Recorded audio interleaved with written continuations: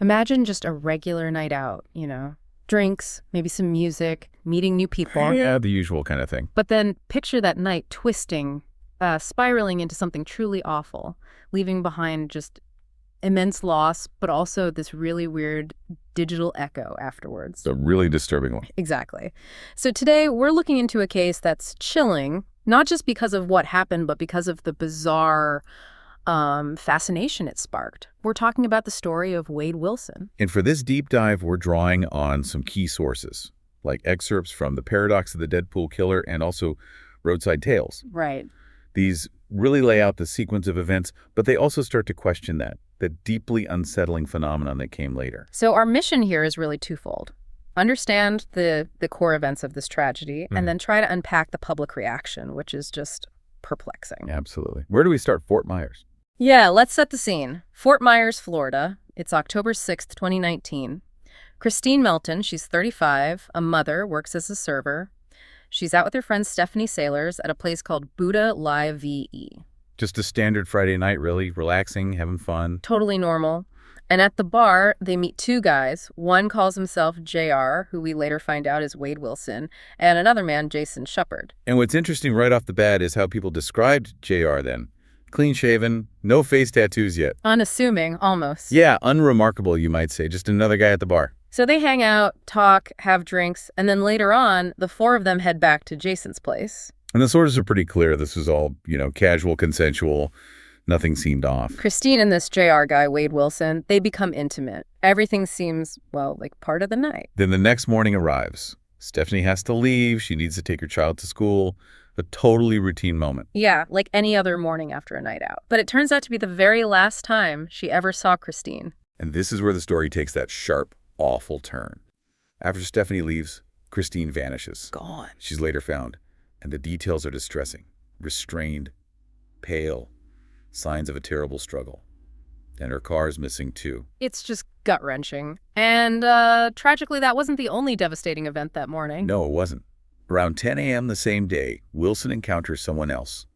Diane Ruiz, 43 years old, a bartender heading to her job. How did that happen? He just stopped her. Apparently, yeah. He stopped her vehicle, asked for directions. Just like that. And she tried to help. She did. She got out, approached his car to give directions, and then, well, things went terribly wrong. Oh, no. She tried to escape. She really fought, but she didn't make it. Her remains were later found, left in a remote field. Just unimaginable. Two lives impacted so horribly in such a short space of time. And Wilson's actions after that seemed, increasingly frantic. He broke into a stranger's house, looking for food, supplies, maybe a place to hide. And then he calls his father. Yeah, he calls his biological father, Stephen. This part it's just chilling. He calls and confesses. He does. The sources say he recounted everything, very coldly, detached. Wow. How did his father react? Initially, Stephen just couldn't believe it.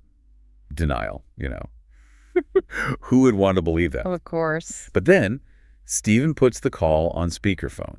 His wife is there, and she also hears Wade describe everything, the specifics. Hearing those details directly, I can't even imagine. It was that call, that horrifying confirmation, that made Stephen contact the police. A devastating decision for a parent, but absolutely the right one. Absolutely, and it led directly to Wilson's arrest.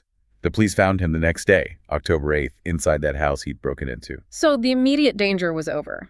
But the process of understanding the full scope of the tragedy was just beginning. Right. It took 3 more days for Diane's remains to be discovered. And the descriptions of the findings, they're hard to hear. Brutal injuries, multiple fractures, indications of blunt trauma. And Christine's condition, as we mentioned, found earlier, restrained, the broken fingernails, bruising, clear indications of a struggle. Just awful. And then there's that alleged comment from Wilson in custody wanting to make someone look like spaghetti. It gives you a very disturbing window into his state of mind, doesn't it? It really does. But, just when you think the horror is contained to the acts themselves, this story takes another turn. A really unexpected and, frankly, bizarre one. This is the part that's hard to wrap your head around. Wade Wilson, man responsible for these losses, starts becoming this object of online curiosity, intense curiosity. And why? What was the hook? His name, Wade Wilson. He shares it with the Marvel character, Deadpool. The anti-hero, the one known for dark humor and, well, violence. Exactly. And the media, maybe predictably, jumped on it. Headlines started calling him the Deadpool Killer. Wow, so that nickname just stuck. It did. And that label seemed to ignite this extraordinary and really unsettling public reaction. It's fascinating, isn't it? How quickly a pop culture reference gets attached to something so grim. It almost feels like a way to process it. Yeah. Or maybe distance from the reality. Yeah. Using a known, albeit fictional, frame. Perhaps.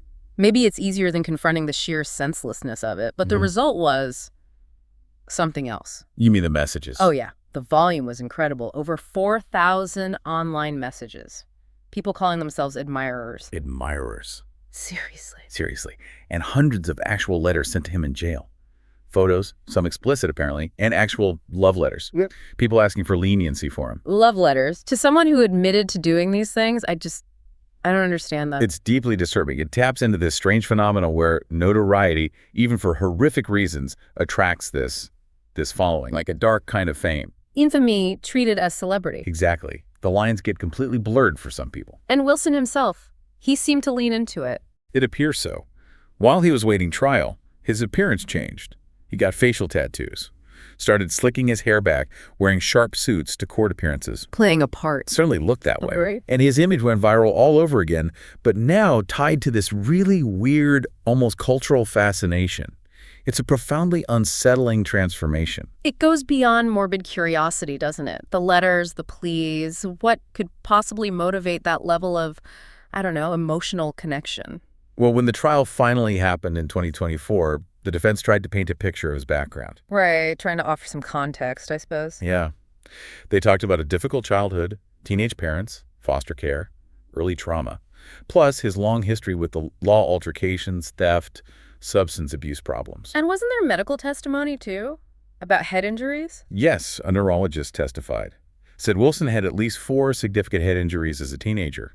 They showed MRI scans, arguing there was visible impairment. Suggesting brain damage affected his judgment. That was the core of their argument. Damaged judgment leading to impulsive, uncontrolled actions, trying to explain, not excuse, but explain how this could happen. But the jury... The jury listened to all of it. The prosecution's case, the defense, and on June 12, 2024, they delivered their verdict. Responsible. 2 counts of first-degree homicide. And the sentence. That came in August. 2 death sentences. The judge didn't mince words, calling the crimes cold, calculated, and cruel. A definitive judgment. But you're saying even after that. The letters kept coming. Even after the trial, the verdict, the sentencing, the mail continued to arrive for Wade Wilson. Which brings us back to that huge, disturbing question, why? Why the fascination? Is it really charm, or is it something darker? That's the paradox, isn't it? Why do some people romanticize, or at least fixate on, individuals who've confessed to causing such immense harm? What fuels that? Is it the notoriety itself, the Deadpool Killer thing? The sources point to a mix of things, potentially. Maybe some perceive a kind of detached charm, like in that first encounter. Then there's the sheer notoriety amplified by that nickname. And maybe, just maybe, a societal blurring of lines between fame and infamy. It's so important, though, amidst all this weirdness, to remember the reality. Absolutely crucial. 2 people lost their lives, Christine Melton and Diane Ruiz. 2 families utterly devastated. And that reality gets overshadowed by this bizarre online phenomenon. And the fact that the letters still continue, it's a chilling testament to that fascination.